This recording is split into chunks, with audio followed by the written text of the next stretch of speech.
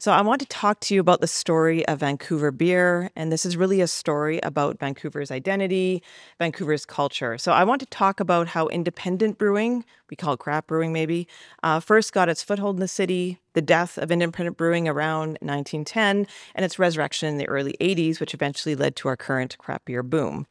I'm going to be focusing on the highlights, so what I consider the four main breweries in late 19th century Vancouver, what happened to them, and then the most influential early breweries in the 1980s craft beer boom, and that's Horseshoe Bay Brewing, Granville Island Brewing, and Shaftesbury Brewing. And if you want more information, it's all in my book. So I don't have any more time to continue it, but it's there. So alcohol has always been a big business in Vancouver from its incorporation in 1886. At that time, the city's four churches were outnumbered by its drinking establishments. We had 25 licensed hotels and 19 saloons. These were reduced when the city went through its Great Fire of 1886, but drinking spots were the first businesses to reopen. But there was a shift happening at the time. Not in the interest in drinking or buying beer, but in the kinds of places that you would do this. In the late 1880s, alcohol license applications for saloons began to decrease, while those for hotels were gaining ground. This suggested an increasing concern about respectability in the liquor trade, so drinking in a hotel looked better than drinking in a saloon. But along with respectability came, racism. Restricting the alcohol trade to white or white-passing people helps the industry appear more socially acceptable. Changes made to the province's 1888 Licenses Act, and honestly to many other acts of the time, reflected the racism. These are just a few examples of this, but there are many more. The act included various restrictions on how Japanese, Chinese, and Indigenous people could participate in the alcohol industry or indeed purchase alcohol at all. So really the stage was set for ensuring that what was really a culturally diverse city at the time would be increasingly controlled and financed by its white population. And I think this is really important to acknowledge, because if people of other cultures are not allowed in these socialization places of drinking and handshake deals, this has a sort of a knock-on effect. So these efforts to make it more acceptable were largely in response to the growing temperance movement that wanted to ban alcohol altogether. But many of Vancouver's most prominent business people, hoteliers, saloon owners, had arrived from various European countries where public houses, taverns were popular, and they knew how to give BC's saloon culture the makeover it needed. And so early breweries really became a respectable alternative to an increasingly debaucherous saloon environment. But they were also a way for immigrants to cultivate a sense of home. They wanted to make their own country's favorite beer, so English ales or German lagers here in their new city. The most significant breweries in Vancouver in these early years were Red Cross, Vancouver Brewery, which later became During and Marstrand, Columbia, and Stanley Park. There were other breweries, of course, that I don't have time to talk about today. These include Cedar Cottage, which is where basically Kingsway and Knight is right now. Mainland, which is near where 33 Acres Brewing and R&B Brewing, kind of between them. And then very small breweries like Lansdowne and Stadler, which were around the place where, and Lion actually is the same place, so number 8 there. Where Red Truck is. And this is before False Creek was filled in. So at that point, those breweries would be right along False Creek. The waterway would go right past their front doors. So our first brewery is Vancouver Brewery, run by Charles During, who became Vancouver's most successful and also most wealthy early brewery owner. During immigrated to the U.S. from Leipzig, Germany, a city very well known for its Goza, a special tart soured beer. And he lived in San Francisco before moving to Victoria, where he ran this kind of crazy saloon that was filled with taxidermied animals. He worked at the Phoenix Brewery. And then he finally moved to Vancouver, where he began buying up hotels and saloons, including the Stag and Pheasant Hotel and the Atlantic Beer Hall. And saloon and hotel ownership was really what got him into the brewing industry. He had to get his beer from somewhere. And so he wanted to, if he wanted to attract people there, why not make his own beer rather than relying on imports? So he got this property on Scotia Street in 7th, and he began building Vancouver Brewery. This was then on the banks of Brewery Creek, which is now under the city. But at the time, it was used for brewing. It was used for slaughterhouses. And for During, he used it both to power his grain mill and to brew his beer. So this location is where we see, of course, Main Street Brewing now. But this Main Street Brewery building was actually built in 1920 in order to serve as a garage for the expanded Vancouver Breweries, which is actually a different company than the first Vancouver brewery. During built his own house and stables on the same property, so it really became a whole compound. You can see in the bottom right there, that's the original Vancouver Breweries building on the same location. And they eventually acquired in 1903 the building on 6th. So they had the whole block, including stables, and again, a home and a car garage and all sorts of things. So they also had this high-tech brewery, which was able to brew 1,500 gallons a day on opening day. And because of this, During ended up helping or being a kind of boost to many brewers and brewers' assistants in the city. Our next brewery is Red Cross, which is kind of parallel to Vancouver Brewery. So we have British expat John Williams, who bought out a short-lived brewery called City Brewery, not very creatively named, near Hastings and Burrard, and he turned it into Red Cross, much more creative in terms of a name. He called it this because he believed his beer would bring, how did he put it, health and vitality to drinkers, just as the Red Cross did to the sick and wounded. So the Daily News Advertiser said that the Red Cross stands on the battlefield for help. In Vancouver, it stands for pure beer, unadulterated with any of the foreign abominations that are injurious to health. So already we see beer taking on a nationalistic color, but a nationalistic local color. Nothing foreign. You can see the sort of movement here. Third brewery, which is Mainland Brewery, opened at this time, although it didn't last long. But at the time, Vancouver's newspapers were very enthusiastic about having 3 breweries open up in a couple of years.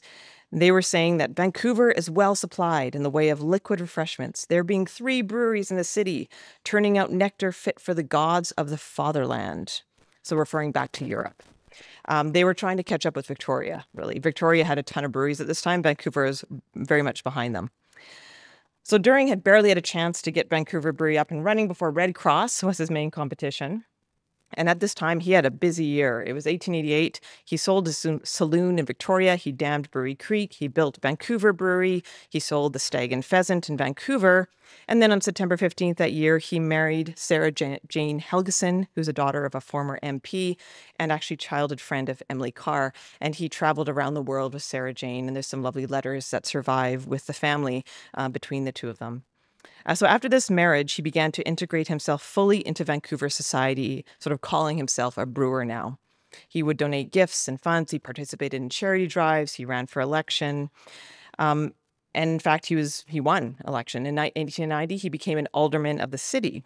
And this was a particularly diverse group of men this year. City council was comprised of a tanner, a real estate agent, a doctor, a real estate manager, a milkman, a surveyor, a sea captain, a carpenter, a stonemason, and a brewer, all led by a grocer who was the mayor. And During was well loved. People said very positive things about him. But despite his popularity, one of his splashier gifts didn't end up going over very well in the long term. And this was in 1889 when chairman of the Parks Commission, Alderman Horn, began collecting animals for what he called his zoological garden in Stanley Park, brand new Stanley Park. This would eventually, of course, become the Stanley Park Zoo, but at this time it was just whatever animals he happened to get. So knowing this, During wanted to get on his good side, and he donated him a fine bear. This is what he called it. And his During's co-owner, at the Atlantic Saloon, August Schwann, gave Horn a very large monkey. But there were no suitable facilities for these animals, so apparently the ranger's wife was expected to care for them, and the bear was sadly kept in chains for the safety of all visitors.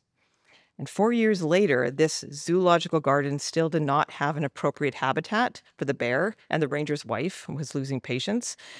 And there was only so much the bear could take. There's one paper in 1893 that said, "Of late the bear has been rather cross and has broken the chains put on it without much trouble, and in fact caused the ranger and the commissioners considerable worry." The commissioners complained to During, and he was extremely offended by this. They were not grateful for his gift. And then, this made him even more mad, they decided very rapidly to euthanize the bear rather than spend $200 on creating an enclosure for it.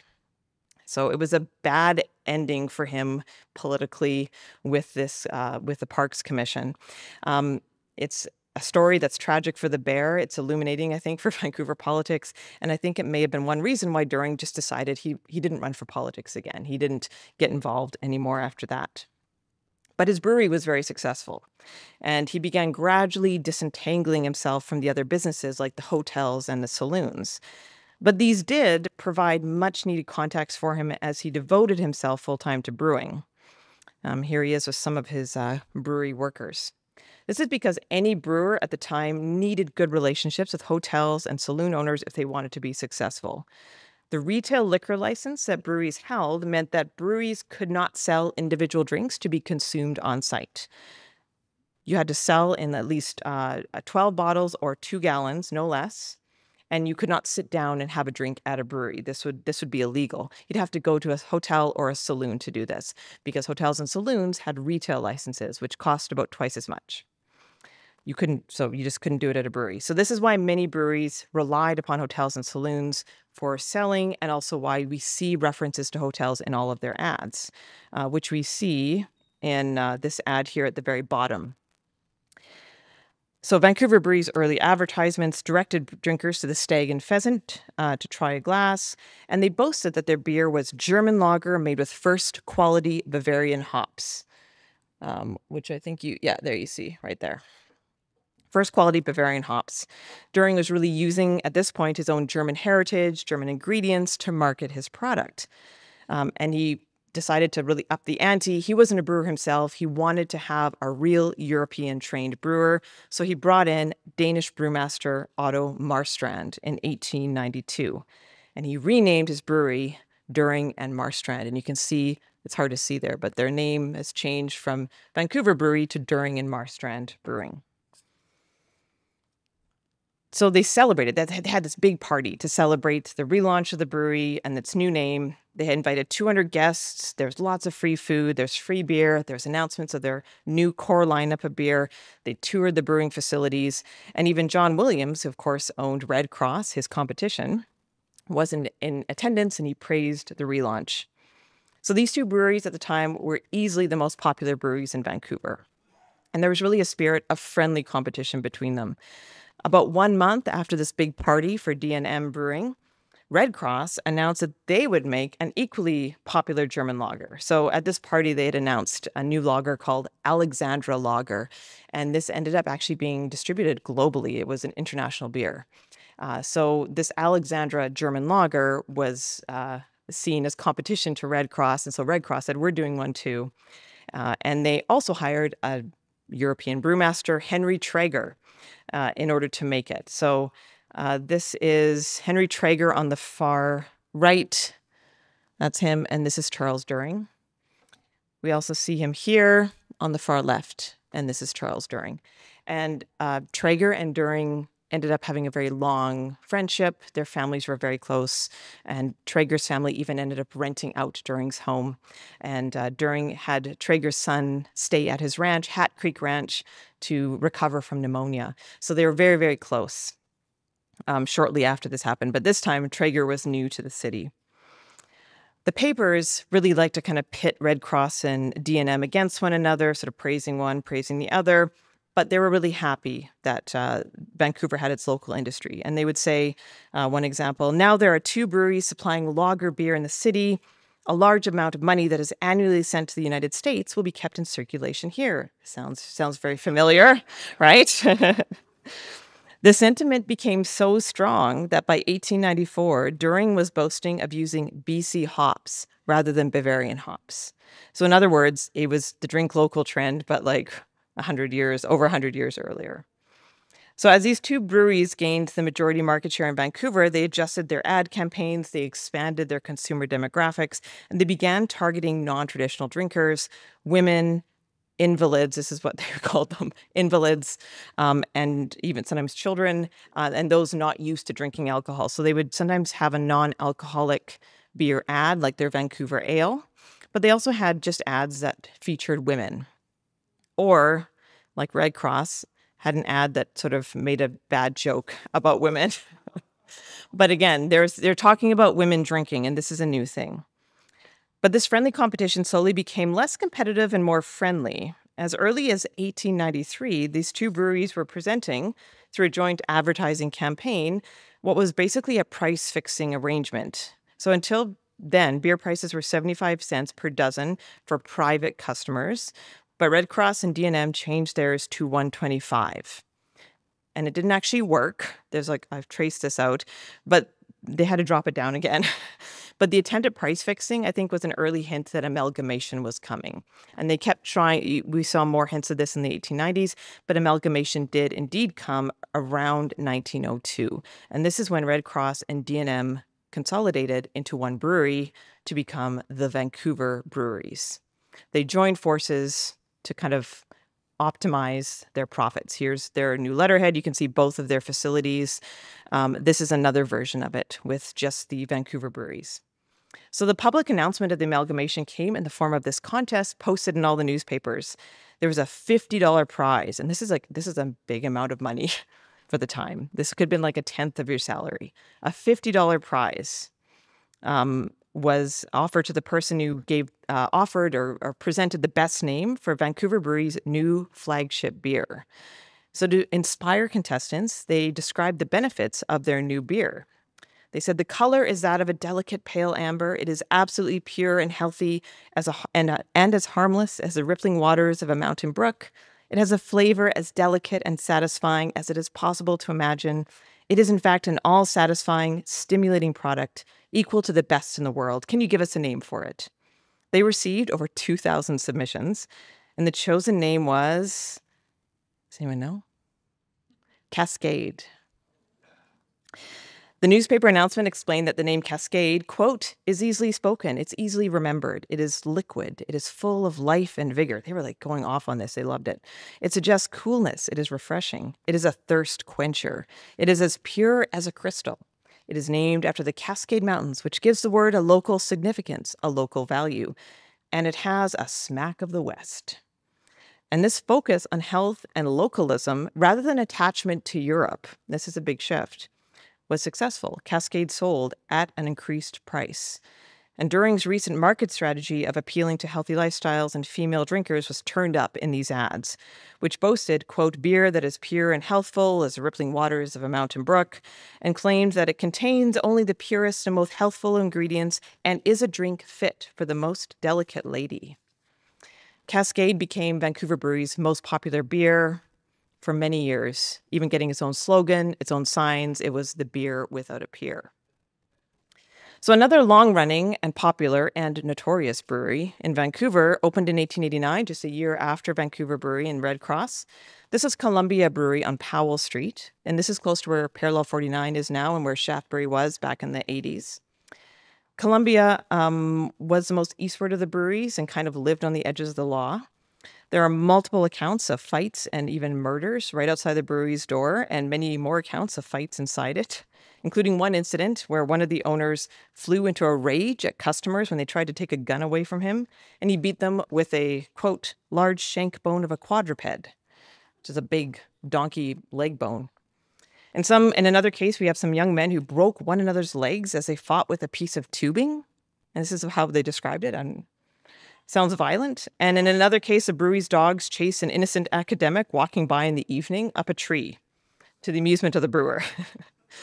And Columbia was also selling beer illegally all the time on premises for drinking. They sold it on Sundays. One judge at the beginning of a hearing in which Columbia was being charged again stated that this brewery has already gained a reputation in this way, and many disgraceful scenes have been caused by the fact that liquor has been sold to Indians and others on several occasions. Again, we had these laws, racist laws prohibiting Indigenous people from drinking. Another judge castigated Columbia for trying to find legal loopholes to escape fines. This had to do with provincial versus Dominion legislation. And Mary Mueller, who was a co-owner, was very smart, I think, in trying to get around it. But they didn't try to placate authorities. Like, they were always disregarding things. And there's one situation in which Columbia actually billed City Hall $2 for the expense of transporting, quote, one load of drunks home. They sent a bill to City Hall for doing this. And in the newspaper account, they add, this would seem to be very, very reasonable, especially if the occupants of the wagon were well loaded themselves. So I think part of the reason for Columbia's reputation was its location. It's in the East End. It was near an area called Tar Flat, which was a slum, basically, of the city. Local historian Lanny Russworm describes how contemporary papers can characterize Tar Flat as a resort of evildoers, an unsavory suburb, a vile section of the city, and a cancer that can only spread its malignant growth. Many of Columbia's neighbors and drinkers would have been residents of this impoverished area. One couldn't assume one's own safety, even in the middle of the day. There was one case from 1890 where Columbia employee Peter Miller was shot at by Sadie, an intoxicated and angry woman, while he was delivering beer in the area, just from a window. He's taking his carriage by, and she just puts her gun out the window. And he was okay, but surprising, I guess. But it was a good place to stop. People like stopping when they're going in or out of the city, and people liked the brewer, whose name is Joseph Kapler. He was known about the city, and he was very popular. The late beer historian Greg Evans describes how BC's 19th century immigrant brewers were often well-connected and influential social climbers, and Charles During and John Williams fit the bill, but so did Joseph Kapler, despite the brewery's reputation. He was born in Germany in 1854, immigrated to British Columbia when he was 28, and he began his brewing career under Charles During, actually, working as a brewer in his newly opened Vancouver brewery. But he advanced quickly, and a year later, he'd opened his own brewery on Powell Street. He quickly got to work, making sure his brewery stood out from others. He got his maltster's license in 1891, which allowed him to malt his own grain in-house, and no one else was doing this at the time. And apparently he actually sold his own malted grain to other breweries. Very unusual. He also did other kind of unusual things. So he was investing in numerous advertisements to kind of make his brewery put a shiny face on his brewery. But he also brewed beers that people weren't brewing elsewhere. One of which was a dark lager called Kulmbacher. No one else in Vancouver was making this beer at the time, but it had a big following in the U.S. Kapler became known in Vancouver not just for his brewing, but for his yodeling. This is always mentioned in connection with him. He was really good at it. They called it jodling, but yodeling. His involvement in German clubs and just his overall cheeriness. People seem to really like him. This didn't always help him, however. There's one incident where one of his employees, Fritz Herzberg, threatened to take his own life, and Kapler dismissed it while encouraging Fritz, an alcoholic, to drink with him all evening. The evening ended in tragedy. He also didn't have a handle on business management. One argument between him and co-owner Andrew Mueller about where to keep a tub of water for fire protection resulted in Mueller stabbing him, which put him in hospital, and he actually almost died. Though he just said, oh, it's fine. He didn't press charges or anything. The taproom manager was Mary Mueller, Andrew's wife, and she was always selling beer illegally and basically just getting the brewery into trouble. So Mary and Andrew Mueller were German immigrants, like Kapler. They owned the house in which the brewery was housed, and Kapler owned the brewing business, and so they all kind of lived there together with some of the brewery employees. Mary was like the one at front of house, Kapler was brewing, and Mary was often pushing boundaries. In one incident that I love, Mary beat a customer named Dutch Bill with a horsewhip right there in the brewery when he came in. When she heard he gossiped about her around town, she said that Kapler held him down and she beat him, and it was a bad beating. She broke the whip. She was gutsy. There's a story about her managing to stop a runaway horse who'd taken off with North Arm Brewery's wagon, and she saved the young driver who was being dragged. But she also caused a lot of troubles for Kapler. But she was protective of Columbia as well. In 1904, she was one of two primary witnesses against a burglar who stole their beer, and she helped put him in jail. This is Tar Flat resident William Rutt, Billy the Rat. He broke into the brewery with a friend on a Sunday night, and they stayed for several hours. They were drinking the lager and the high alcohol porter until and this is what Mary said in court, they had lowered the level in the 10,000-gallon vat several inches. It's just a lot. Before they left, they filled a big sack with several dozen bottles of beer. But rather than bringing the stolen bottles to his own house, Billy and his friend snuck into Billy's neighbor's place, Mr. Fredericks, and stuffed one of his mattresses full of bottles. I don't know how this happens. I think they had different kind of mattresses back in those days. But this is what they did. And then according to the paper, quote, Billy's friend got into bed with the owner of the house. When Mr. Fredericks, the owner, awoke in the night, he found his guests in bed with him, and they hospitably asked him to drink beer. Mr. Fredericks would not, and now he is glad. So according to the papers, Mary Mueller and Mr. Fredericks, so we have a woman and a black man, they were the primary witnesses in court against Billy, and they told hard stories, and they got him put away. Mary took over running Columbia after Kapler died in 1904 in his late 40s. Mary's husband, Andrew, appears to have been much less involved after this time. He does appear to have been an alcoholic, and this may have been related to that. I thought he died around 1907, but it appears he passed around 1914. But he's not the person credited with running the brewery. It was running until about 1909 or so, until a series of floods basically made it so they were unable to keep it going. But it was Mary. People talk about Mary being the person in charge. She's basically Vancouver's first female brewery owner, manager. So Andrew passed away and Columbia closed. And a few years later, Mary married a man 20 years her junior, but she also outlived him. So good for her. She passed away in 1951 at the age of 92. And a year before her death, she gave an interview about her long life. She expressed a love of watching the horse races with her cocktails. And she advised people to quit worrying if they wanted to live a life as long as she did. So the fourth and final player in early Vancouver brewing was Stanley Park Brewing.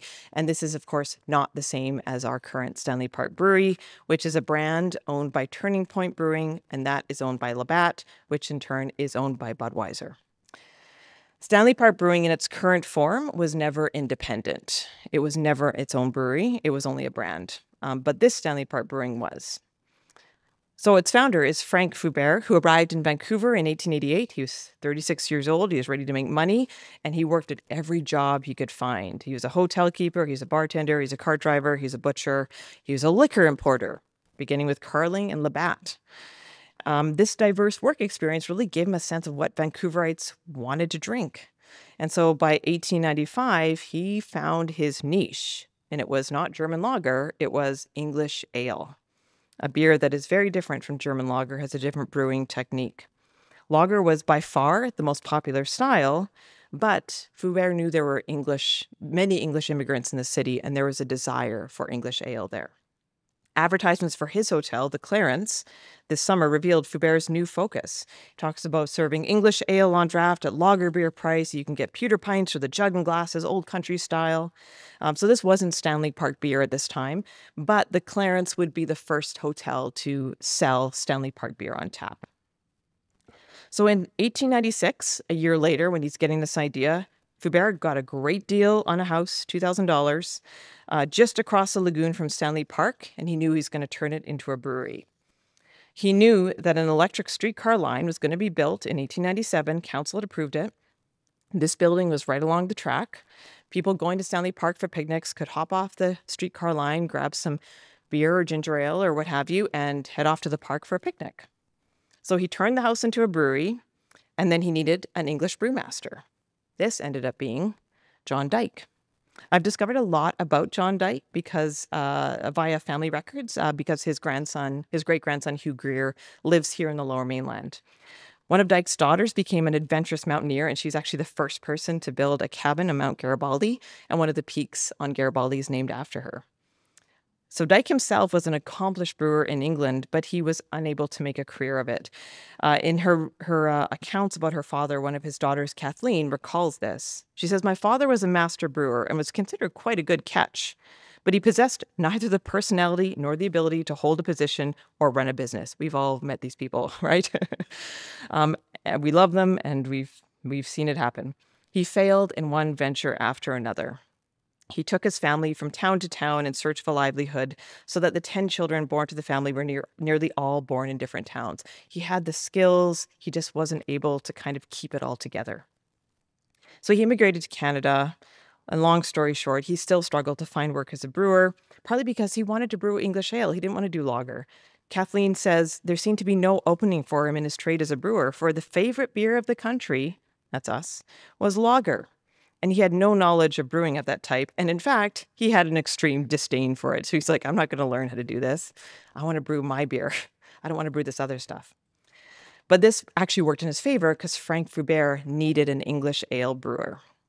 It would be his brewery's niche in a lager city. So they found they worked together really well. So after Stanley Park Brewery opened in 1896, a local paper proudly announced it as a new brewery that will manufacture ale after the English style.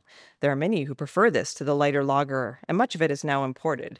So of course, ale is usually darker than lager. It's more full-bodied than lager, so that's what it means.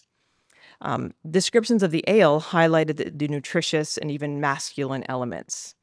So they say, though the beer was new, it nevertheless had that wholesome body and rich, full flavor that characterizes English ale. It's of the kind that with the aid of beef has made Englishmen so brawny, there being as much, if not more, nourishment than stimulant. So if you want to, gain muscle, I guess just drink a lot of English beer. That's what they're saying here. If only, right? Yeah. So Foubert began advertising Stanley Park's beer everywhere. He was big on ads. There's so many ads. So he initially offered English ale and stout for sale at 50 cents per gallon. Many of the ads ended with the phrase, "Try it," in big capital letters. It's like, try it, as opposed to, dragging people away from lager beer. Just try the ale. Occasionally, he did try more experimental marketing. One example was in a classified advertisement in a 1901 edition of the Province. Under the Lost section, he placed an ad saying, "My thirst after drinking Stanley Park Ale, $1.75 per dozen quarts." It's a good joke, but the price was competitive because D&M was selling their ale for $2 per dozen. So he launched other unique advertising campaigns as well, involving testing of ale. He would compare it to imports, and he had recommendations from doctors who said his ale was the healthiest. So there's a lot of great ads from Foubert. So Foubert was finding a market niche, and he was tapping into a powerful emotional current of the time, patriotism. So Vancouver had both English and German immigrants, but there was a strong German community in the city. But the province was still British Columbia, and there was growing support of the province's British identity. So Foubert's brewery ended up supporting a lot of military-oriented kinds of events. One of the brewery's most memorable patriotic activities was its involvement in a large-scale war reenactment with 10,000 onlookers that took place in Stanley Park for the Dominion Day celebrations of 1899. Stanley Park Brewery became the focus of the final battles. We had one army protecting it and one army trying to capture it. And the terms of surrender were conditional upon Stanley Park Brewery's cooperation. Said the leader of the invaders demanded that 2 wagon loads of beer be sent to his famishing followers, and he would lay down all arms and peacefully evacuate all points of vantage. In the end, the 2 armies mingled together and attested the splendid quality of Stanley Park Brewery. It was a glorious and bloodless victory, and the brewery is saved. There was reporters in boats. This was a huge event. They had an entire reenactment that involved almost the whole city. But by 1902, the brewery had been open for 6 years. Foubert was very ill, and he needed to sell the brewery. So this gets complicated, but I'll give a very shortened version. 2 businesses very swiftly incorporated when he wanted to sell. One was Stanley Park Brewing Co. This included John Dyke on the board. The other was Royal Brewing Co., which included John Benson, who owned Cedar Cottage Brewery. Both wanted to take over Stanley Park Brewery. Foubert ended up choosing neither of them, but eventually it was actually Royal Brewing who ended up acquiring Stanley Park Brewery. But after the acquisition, Stanley Park Brewing slowly lost its branding. It slowly became less of an identifiable brand, and eventually it just shut down. In 1910, the city bought the land back from Foubert's widow and tore down the building. So where does this leave us? So by 1910, most of the independent breweries in Vancouver, like Columbia, like Stanley Park, had shut their doors, or like Red Cross or D&M, were getting absorbed into larger corporations.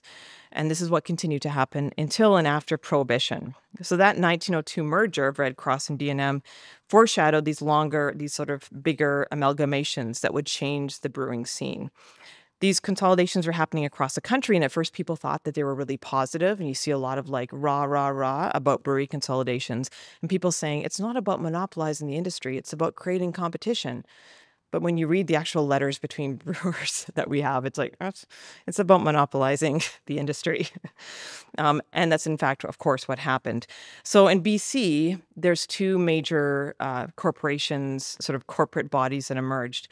This is BC Breweries in 1911 and Coast Breweries around 1920. So 1911, BC Breweries was During's Vancouver Breweries, joining with the rum runner Henry Rifle's Canadian Brewing and Malting. He had a huge brewery that he built on U and 11th, and they merged together with Union Brewing of Nanaimo and Pilsner Brewing of Cumberland.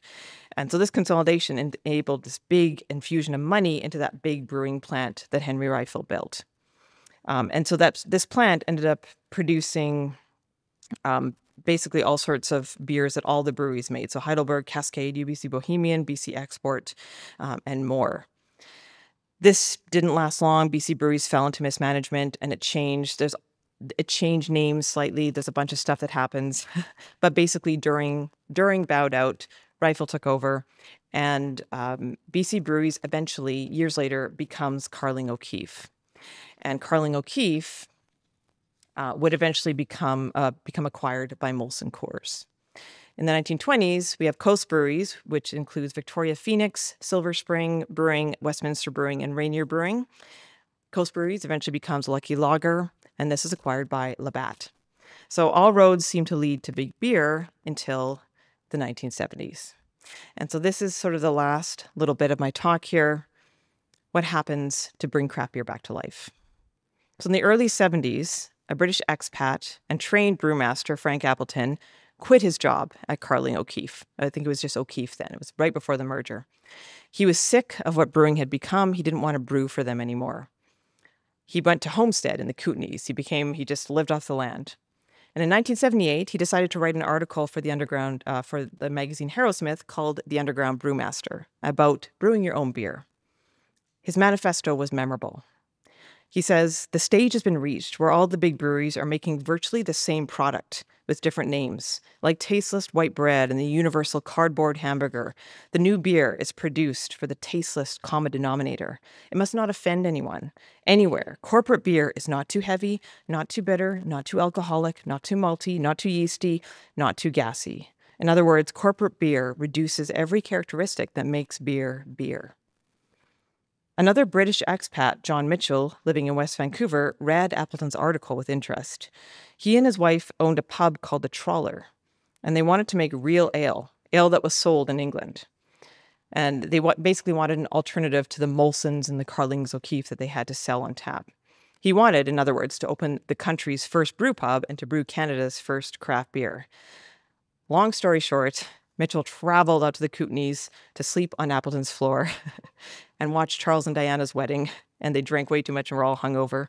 But they partnered up, and they decided to pitch their idea to the BC government. They cobbled together an affordable brew house from dairy equipment, which you can still find at Crannog Brewing in Salmon Arm. And they lobbied for changes in BC's liquor laws that would allow them to sell and brew their own beer. There were so many hoops to jump through. And Molson, Carling O'Keefe, and Labatt reps were very mocking and dismissive of them. But they were successful. They signed the papers, and Horseshoe Bay Brewery beer, it was around the corner from the Trawler pub, but it couldn't be in the same building, BC laws, was first served in the Trawler in 1982, Horseshoe Bay Ale. Their beer sold out every night, and people traveled sometimes hundreds of kilometers to try it. Beer reviewers praised it. Mitchell's version of the brewery only lasted a couple years. It was shut down for various reasons, then reopened by Mitchell's assistant brewer, David Bruce Thomas. This is another story. But it did inspire the founding of some of BC's most important craft breweries in the 80s. And these were Spinnaker's in Victoria, and then here in Vancouver, Granville Island and Shaftesbury. And these two Vancouver microbreweries are the final ones I'm going to briefly talk about. So Granville Island Brewing and Shaftesbury were opposites in many ways. Granville Island was started by experienced businessmen Mitch Taylor and Bill Harvey. Shaftesbury was a brainchild of two young guys in their 20s who were working as servers and living in an illegal laneway house. Granville Island was producing authentic German-style lager made by a trained German brewmaster. Shaftesbury made English ales, and the brewer had never brewed before they started the business. Granville Island used carefully thought-through marketing from the beginning, while Shaftesbury relied on word of mouth and branding produced by talented amateurs who were just their friends and family. So Granville, in the late 1970s, Mitch Taylor and Bill Harvey bought up some property in one of the most unpleasant industrial areas of Vancouver, Granville Island. They paid $18,000 for 4 buildings, 40,000 square feet on Granville Island. They renovated it and leased it out to all sorts of tenants, artisans, and shopkeepers. They built up a marina in the area. And this investment in Granville Island is really a huge part of what boosted the area into the tourism destination it became in the 80s. But they weren't running their own business yet, and that's really what they wanted to do. After traveling around Germany, Mitch thought that a real brewery was what Vancouver needed, especially because Expo 86 was coming. He hired a trained German brewmaster. That's Rainier Kalan on the right there. He carefully designed standout packaging. Granville Island's bottles are very different from the current, like the Budweiser bottles, the Stubbies at the time. And by June 1984, they'd opened their doors with this big street party. They had a cannon. It was a fun time. Granville Island's lager was like nothing anyone had ever tasted before, unless they'd been to Germany. The beer was even certified authentic under the 1516 Bavarian purity law, the Reinheitsgebot. And even today, longtime beer industry insiders like Jerry Heater remember this lager very fondly. But although Granville Island's success broke barriers in the industry, they helped remove so many draconian liquor laws, and they elevated beer taste in the city, they couldn't survive on their own. They were selling everything, but they needed capital to expand. So long story short, Taylor and Harvey essentially had to give up ownership. The brewery went through several acquisitions, and it is now owned by Molson Coors. But the success of Granville Island inspired others, including Tim Wittig and Paul Beaton. So these were the young guys who were working as servers at Trilby's. Their buddies at their serving jobs eventually went on to found Brown Social House and the Cactus Club. But Tim and Paul would make their own mark with Shaftesbury. When they saw what was happening with craft breweries down in Oregon, namely Pyramid Brewing, and in Washington, they noticed, Granville Island's and Horseshoe Bay's success. They thought, here is a business opportunity. They scrounged money together. They had loans, grants, they had help from family, and they started up Shaftesbury in 1986 for, and I think it was $150,000, which is less than you'd pay now. Neither of them were brewers. But they convinced John Mitchell and Frank Appleton to come design the brew house and teach them how to brew, which they did in about a week. Then they were on their own with a few basic English ale recipes and a prayer, essentially. They named the brewery Shaftesbury, not Shaftesbury, because they wanted something that sounded English but still had its own weird Canadian quirk to it. They did this really intentionally. The first version of their logo of the cheery barman was drawn by their friend on some plywood. And if Granville Island was breaking ground with hop-forward bitter German lager, Shaftesbury made its mark by popularizing dark ale, a style that was not popular at the time in BC. They did this by intentionally misnaming their dark mild ale. Paul decided to call this a cream ale. But of course, a cream ale is actually nothing like a dark mild. Paul thought it sounded good, like it was something you really like to drink, and it does sound good. But Shaftesbury's cream ale is really how the brewery made its name, and the famous beer writer Michael Jackson even refers to it in one of his major tomes on world beers. This cream ale that was not a cream ale changed BC palates and made BC drinkers more adventurous. So everyone was drinking light lagers. They're like, this is a dark beer, what? And they're like, no, it's cream, it's creamy, try it. And it's like, this is a game changer. So these 3 breweries, and there's many more stories about these breweries that I could talk about, but these 3 breweries of 1980s Vancouver really jump-started what had been a completely dead industry. And they paved the way for creativity and taste-making and innovation over the next several decades. The kind of innovation we see in the decade following, starting from the 90s really, is actually what made Shaftesbury have to kind of eventually sell off their ownership shares in the company. They knew they couldn't compete with Storm and R&B and Yaletown and the ones that are up and coming. They're like, we're not brewers of this sort. We're going to give it up. And so now they decided to, this is Tim now, he's in finance, Paul is in the Virgin Islands. But it was because of them that we were able to kind of give a foundation, give a stepping stone to the people who would then come and create amazing new beers and amazing new breweries. Because really, I think I would argue Vancouver's beer scene is really one of the best in North America, even given this current economic slump. We have brewery owners who are remaining very creative, very innovative, very mutually supportive. The newest brewery to open in Vancouver is a collaborative brewery it's called Threefold, and it's 3 different breweries working together in the same space with distinct identities, sharing a brew house and a tasting room. Collaboration, I think, is the way to survive, and all I can do as a beer writer is tell the stories of these entrepreneurs and encourage everyone to drink local. Thank you very much.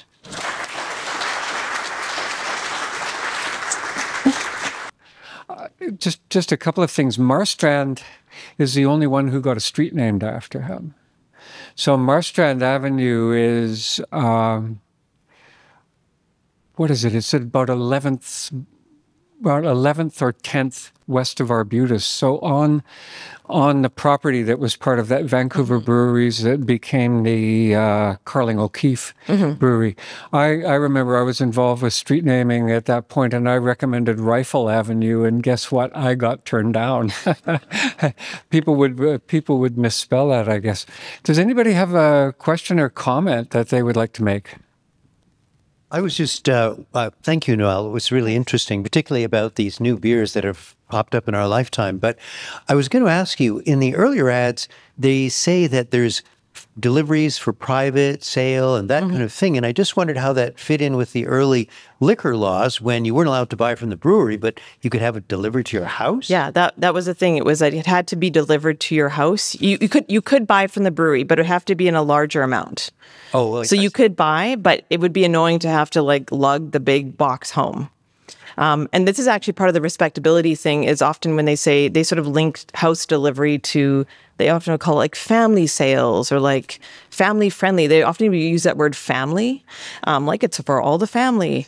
But yeah, you could buy it at the brewery, but you couldn't drink it at the brewery and you couldn't buy it in glasses or bottles. You'd have to buy it in bulk. Like a keg or something. You have to buy at least 24 bottles. Okay. Yeah.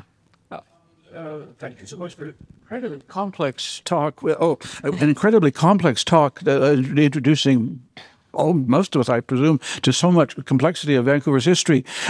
You said the word, so I have a tiny little question. You said the word Alexandra. On your illustrations, I saw both Alexandria and Alexandra, but I asked myself, was this lager, and which brewery created it, I have now forgotten, was this named after the then Princess of Wales, then the later Queen? Yes. Yeah. Okay.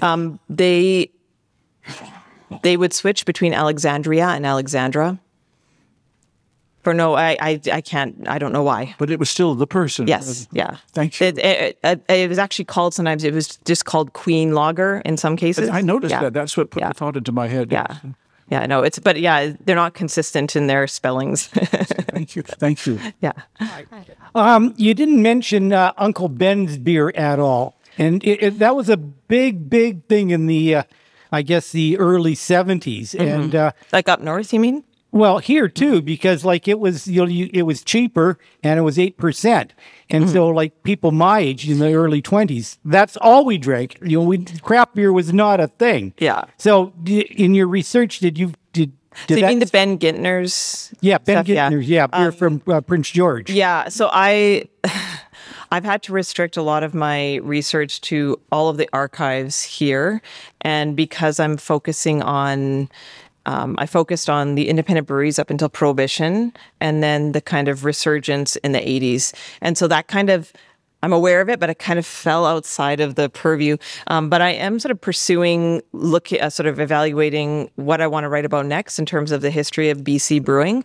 The island is a possibility, but also the interior, because I know Prince George and the Peace area has its own really rich history, but it would require my full focus, I think. So you're absolutely right, and I'm sorry I wasn't able to to include it, but I'm very aware, and it's on my list. You mentioned that during dammed Brewery Creek, did he dam it completely? I don't think so. Okay. I was trying to find more information about the details of that, and all I could find is that he dammed it in order to create energy for his mill. So I don't know whether that was completely dammed. I know that I mean, there's so many other businesses along the creek that used it, right? So that's a really good question, and it's something that I've been trying to dig at and find, and I wasn't able to find any more details about it, whether it was a complete blockage of it or just partial. Yeah, I wish it's a really good question. And if anyone else knows of a direction I could pursue that question, I'd appreciate it. Yeah, steep hill down there from on Brewery Creek. That was probably the main part of it, and then lots of rain. Yeah, well, that's what knocked Columbia out of business, was actually a big rainstorm in 1908, I think it was. And yeah, their whole brewery house, like their mash tun and everything, covered in water. And poor Mary Mueller. What kind of an impact did Prohibition have on the breweries that kind of were around before it happened, and then what happened out of Prohibition relative to breweries in Vancouver? When I first started this project, I thought it was Prohibition that stopped it all, but it was really the mergers that stopped it. So most of the independent breweries were gone by the time Prohibition hit.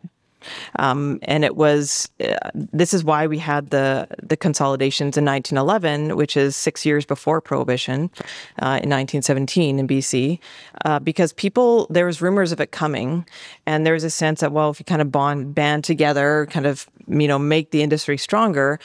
So the smaller little breweries, the Stadler and the Lion and the Columbia, and the Stanley Park, these didn't survive up until Prohibition. It wasn't Prohibition that knocked them out. It was an industry that was becoming increasingly competitive and chose to use mergers and consolidations to deal with that instead. And then, of course, by the time Prohibition hits, it's only those larger bodies that end up surviving. And this is why, there's a kind of chain of mergers and consolidations that happen after Prohibition, but it's never independent breweries. It's always these bodies, these BC breweries and connected with Canadian breweries and coast breweries. And this is why you find the chain that you eventually get to Carling O'Keefe, get to Molson Coors, you get to Budweiser. But yeah, it seems that Prohibition would be the thing that puts it in the ground, but it was actually not. It was the mergers. It was the lack of independent business. And this is why I think that it's really valuable for Vancouver to support its independent breweries now, is because these mergers are not always going to be good for the industry. So, yeah. Thanks. That's a great lecture. I've got a couple of, it's really one question, but I'm going to drag it out a little bit. Obviously, there's a real estate aspect to this. And when big brewers like Carling O'Keefe or Molson's take up a spot on False Creek, they take up a whole city block. It's a massive process.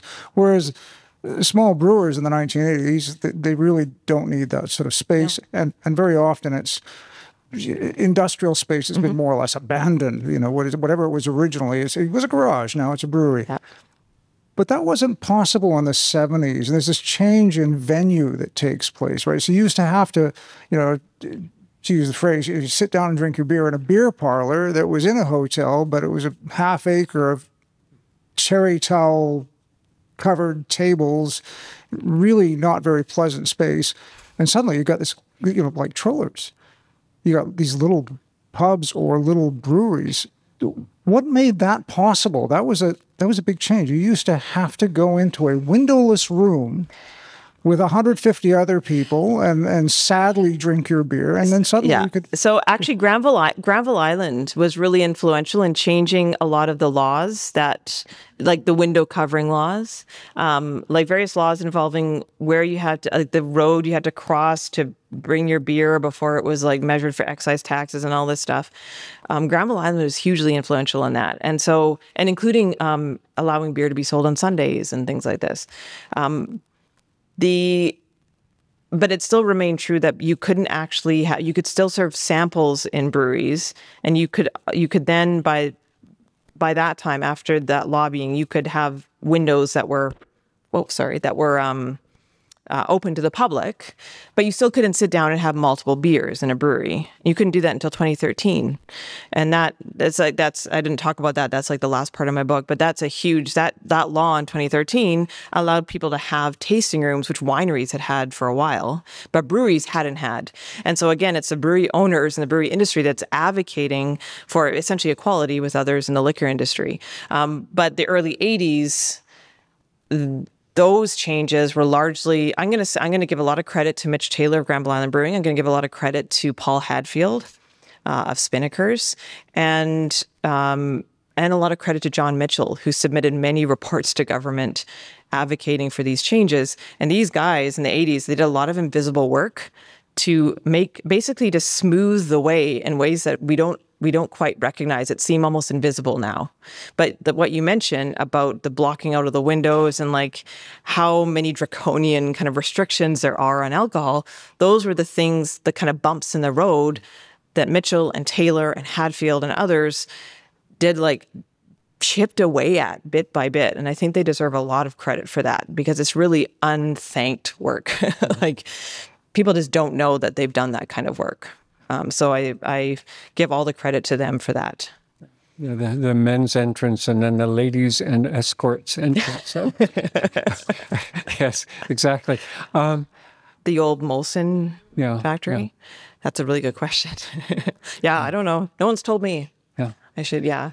That, I have, yeah. So I do focus mainly on the history of the independent breweries, so less on the big breweries. But I often wonder that whenever I drive past that eyesore. That was the Six Brewery, SICK''S. Was a German family. Yes, Six. Yeah. Yep. And they were the big supporters of professional baseball in Vancouver at the time, and built Capilano Stadium. Yeah. So I mean, interesting history in that. But that comes into that thing of how much industrial land Vancouver is willing to rezone for condos or for you have to have one thing I talk about in the book is the luck that Tim Wittig, the Shaftesbury Brewing guys, had with getting land for Shaftesbury. So Shaftesbury was in this place right beside a slaughterhouse. Ian Hill, who now owns Strange Fellows, talks about walking to work when he was doing night shifts at Shaftesbury with chicken parts falling on him because the seagulls would pick it up and like drop it on him. But Shaftesbury, the site that they managed to get was essentially only because a realtor in Vancouver, his name is Leon Menkes, I believe his name was. It's just flitted out of my head. But a very famous realtor who apparently dressed very sloppily but drove amazing cars and was always the Santa for the Christmas Bureau every year. He gave them an amazing deal on the land. And in fact, he did this for all sorts of people and all sorts of causes, like giving them like cut prices like below market value, charging below market value rent on properties he owned, in order just to help, businesses that he thought needed a bit of a boost. And it's like there's not a lot of landowners or real estate agents nowadays that are going to do that. And so his kind of generosity helped them find a spot that they could actually afford and create this brewery. And so that's sort of another one of these little hidden stories of just sort of generosity and giving that maybe not everyone knows about. Yeah. Anybody else? Well, thank you, Noelle. The thing that made me laugh in your talk was that ad about how drinking beer would make your wife fat. And what came into my mind was an old Dutch saying, "Happiness is a fat wife in a barn full of hay." So yeah, it's not the kind of ad that would fly nowadays. No, but I mean, it was that word that expressed prosperity, yes, I guess, at that time, which I actually thought was really funny. But can we have a round of applause for Noelle?